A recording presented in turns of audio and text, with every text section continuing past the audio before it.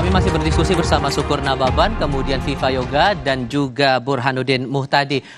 Bang Sukur, merespon pernyataan dari Sekjen Projo Handoko kepada wartawan terakhir kali, dia bilang begini, gak usah pakai syarat-syarat, menolak silaturahmi bikin rakyat ilfil. Silaturahmi hanya butuh niat baik dan ketulusan hati. Itu gimana ngeresponnya tuh?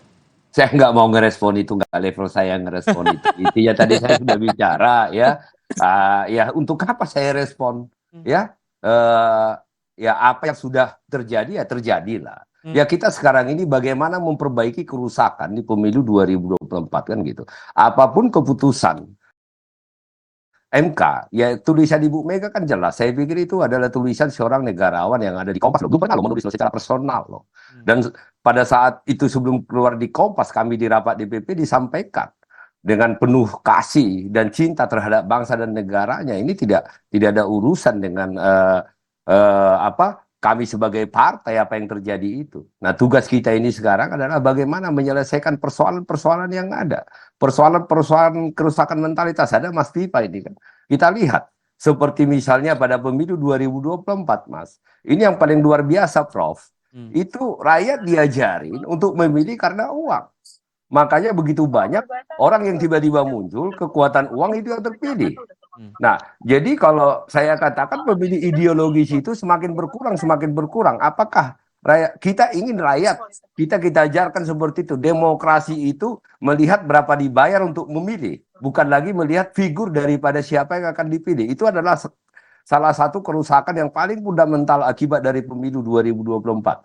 Makanya sampai diminta Pak Mas Hasto kalau memang mau ketemu anak ranting dulu.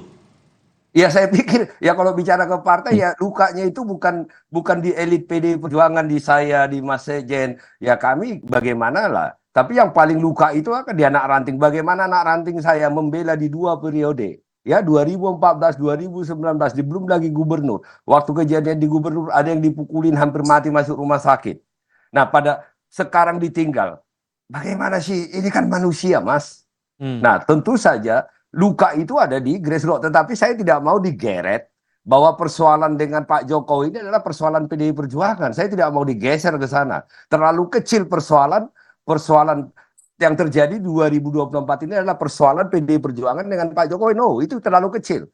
Ini jauh lebih besar daripada itu. Ini persoalan abuse of power, rusaknya demokrasi, mempergunakan segala tools untuk sebuah keinginan pribadi, kan itu persoalannya. Oke, Yang Mas merusakkan Viva, bangsa kita. Oke, Mas Viva, yang belakangan ini santer terdengar kan adalah rencana pertemuan antara Bu Mega dengan Pak Prabowo ya. Apakah kemudian, kalaupun kemudian pertemuan itu terjadi, ini niatnya untuk memperbaiki hubungan antara Pak Jokowi dengan Bu Mega dengan perantara juru damainya adalah Pak Prabowo? Intinya begini, Mas Viva, pimpinan-pimpinan nasional itu kalau sering bertemu antar pimpinan partai politik terutama, itu adalah sebuah berkah dan sebuah kenikmatan yang luar biasa. Karena dengan bertemu itu akan mengurangi sekat-sekat, batas-batasan yang semula itu ada. Nah, kalau kemudian proses komunikasi itu terhambat, saya rasa ini hanya soal waktu dan beberapa faktor psikologis. Biarlah nanti waktu yang akan menentukan, biarlah nanti kenyataan yang akan menentukan kapan nanti bisa bertemu. Tetapi intinya begini, bahwa sekarang ini sedang dalam proses persidangan di Mahkamah Konstitusi untuk gugatan di pemilu presiden.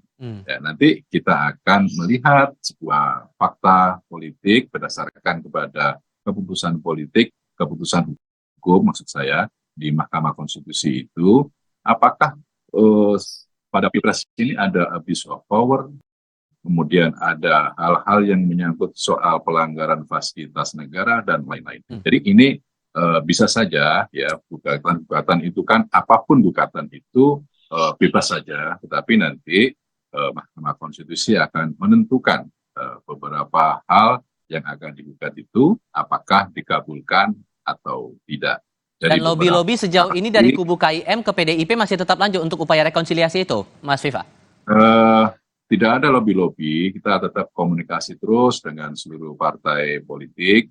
Kita mengajak, merangkul, mengembangkan nilai persahabatan, dengan partai politik pendukung 01 atau 03, karena ini adalah bagian penting dalam proses untuk pengembangan kekuatan demokrasi di Indonesia, Oke. bahwa siapapun nanti yang akan memimpin setelah keputusan Mahkamah Konstitusi itu harus merangkul semuanya. Dan Pak Prabowo menginginkan bahwa semua eksponen bangsa terlibat aktif untuk proses pembangunan dalam membangun peradaban di Indonesia. Oke, Mas Burhan, Anda juga menangkap arahnya ke sana tidak, bahwa pertemuan antara Pak Prabowo dan Bu Mega, kalau itu terjadi, tujuannya untuk memperbaiki hubungan antara Bu Mega dengan Jokowi? Menurut saya lebih, tentu saja itu bagian dari materi atau agenda yang dibicarakan ya. Pak Prabowo mencoba menjadi jembatan ya, yang mempertemukan kedua belah pihak. Tetapi yang paling utama saya kira untuk kepentingan Pak Prabowo adalah menambah mitra koalisi baru buat pemerintahannya, dan ada tendensi Pak Prabowo mengajak seluruh kekuatan bangsa untuk masuk ke dalam pemerintahannya. Satu tendensi yang menurut saya tidak terlalu positif buat pembangunan demokrasi. Tidak karena terlalunya seberapa besar menurut Anda? Kita membutuhkan satu kekuatan oposisi yang sehat. Kalau kita belajar dari pengalaman periode kedua Pak Jokowi, di mana terjadi eksekutif heavy, di mana partai yang ditumpuk dalam kekuasaan mencapai 82%, itu juga tidak bagus karena mematikan munculnya kekuatan dan tawaran alternatif dari parlemen. Jadi semua agenda pemerintah mulus tanpa mendapatkan checks and balance secara memadai. Dan kalau itu terjadi di pemerintahan Pak Prabowo, itu juga tidak terlalu bagus buat demokratisasi kita. Sesuatu yang dikritik oleh PD Perjuangan belakangan, termasuk juga tidak terlalu bagus buat disiplin koalisi. Karena kalau partai terlalu banyak, itu satu akan menimbulkan intra-party fighting. Jadi terjadi kecurigaan antar elemen di dalam. Ibarat kue kalau dibagi-bagi oleh partai yang banyak, kue kekuasaan itu juga akan menimbulkan gesekan. Misalnya ya, kalau misalnya 4 partai pendukung utama Pak Prabowo, PAN, Demokrat, Gerindra, Golkar awalnya oke itu ya, dengan satu kue yang dibagi sama rata atau sesuai dengan porsinya masing-masing, tiba-tiba ada partai lain yang tidak ikut iuran secara elektoral kemudian mendapatkan kue yang sama, itu kan bisa menimbulkan gesekan juga. Jadi menurut saya yang penting dapat 60%, tetapi juga jangan sampai mencapai 80 hingga 90%, karena akan menimbulkan satu proses demokratisasi yang tidak positif ya. Dan satu lagi, kalau misalnya koalisinya terlalu tambun, itu juga tidak akan sehat. Ibarat koalisi obesitas, terlalu banyak lemak jahat, sehingga kurang lincah gitu ya, bagi pemerintahan untuk bergerak. Jadi itu yang harus diperhatikan oleh Pak Prabowo. Ya, menurut saya ini penting kan, dan PD Perjuangan punya satu komitmen dan sekaligus pengalaman yang baik sebagai oposisi. Dan kalau misalnya semua ditarik ke dalam, nanti siapa yang akan menjadi penyeimbang kekuasaan? Nah itu, Mas Viva dibilang lemak jahat, kalau tambun banget tuh gimana? Ya, saya tidak menggunakan istilah koalisi obesitas, karena kalau ada koalisi obesitas, ada koalisi stunting, kurus kering, kurang makan. Jadi saya memaknai ini koalisi besar dalam rangka untuk membangun bangsa bersama-sama. Soal persentase berapa, Prof, itu terserah mekanisme politik saja, karena menurut saya pribadi, yang namanya DPR itu adalah lembaga legislatif yang inherent, given, dia sebagai pengontrol kekuasaan. Meskipun partai politiknya itu berada di dalam pemerintahan, tetapi setiap anggota dewan memiliki fungsi konstitusional, yaitu fungsi kontrol terhadap pengawasan. Bahkan tidak jarang anggota koalisi itu bersuara nyaring dan bersuara keras untuk untuk mengkritik kekuasaan pemerintahan, bukan dalam merongrong, tapi dalam rangka untuk clean and government.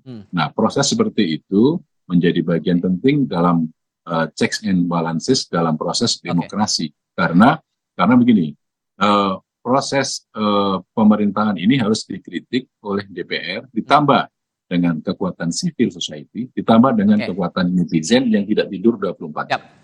Oke, Bang Sukur, berarti PDIP posisinya konsisten tidak akan bergabung ke pemerintahan atau mungkin akan ada titik balik yang dipertimbangkan untuk bisa bergabung ke pemerintahan nanti? Tentu itu bukan kapasitas saya menjawab ya, kapasitas daripada ketua umum saya untuk mengambil keputusan. Tapi saya suka dari tadi Mas Viva Yoga ya sudah membedakan antara Pak Jokowi dengan Pak Prabowo. Nah tentu peserta pemilihan presiden itu kan adalah Pak Prabowo ya.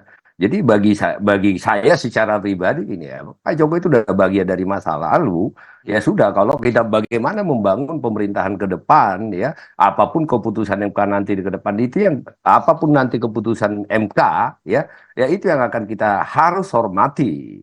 Ya, mau seperti apapun ya kita harus hormati karena itu adalah proses hukum tertinggi kita. Tetapi kecuali Pak Jokowi masih mengurusin pemerintahan nanti masih harus mendikte Pak Prabowo, itu urusan lain. Oke. Nah, apakah Pak Ibu Mega ketemu dengan Pak Jokowi, ya itu tadi saya tidak mau komentarin itu karena bagi saya ya Pak Jokowi sudah selesai 2024. Oke. Ya urusannya urusan pemerintahan Indonesia ke depan, nah tentu Oke. warisannya adalah rusaknya demokrasi. Nah, sekarang kita bicara tentang Pak Prabowo. Pak Prabowo apapun nanti keputusan MK, nanti kita lihat bagaimana membangun Indonesia jauh lebih baik ke depan sehingga tentang kebangsaan kita bisa harapkan lebih baik. Tetapi apakah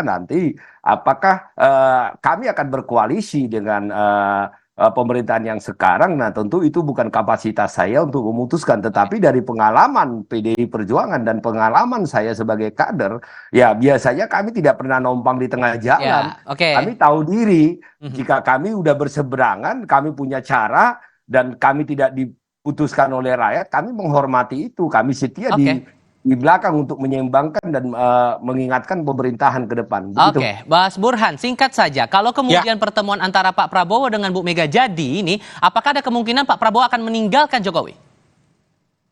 Nah, kalau melihat karakter Pak Prabowo ini secara personal punya satu ciri khas loyal dan setia kepada kawan. Apalagi buat mereka kawan yang dianggap menemaninya di saat susah. Orang seperti Pak Syafri Samsudin kalau kita lihat, itu sampai sekarang masih setia berada di samping Pak Prabowo karena Pak Prabowo begitu menghargai loyalitas seorang Syafri Samsudin ketika Pak Prabowo menghadapi masa-masa sulit. Dan dalam konteks sekarang, kita tahu Pak Jokowi itu hubungannya merenggang sejauh itu dengan Ibu Mega, salah satunya karena faktor Pak Jokowi sebagai kontributor utama pemenangan Pak Prabowo. Jadi Pak Prabowo yang sedemikian lama mencari peruntungan sebagai presiden, akhirnya kesampaian itu tidak bisa lepas dari faktor Jokowi. Nah pertanyaannya tadi, kalau misalnya syarat untuk berkoalisi dengan Ibu Mega harus dengan meninggalkan Pak Jokowi, sepertinya Pak Prabowo akan menolaknya. Oke, baiklah. Para narasumber, terima kasih sudah hadir dalam diskusi kami kesempatan kali ini. Selamat sore semuanya, sehat selalu.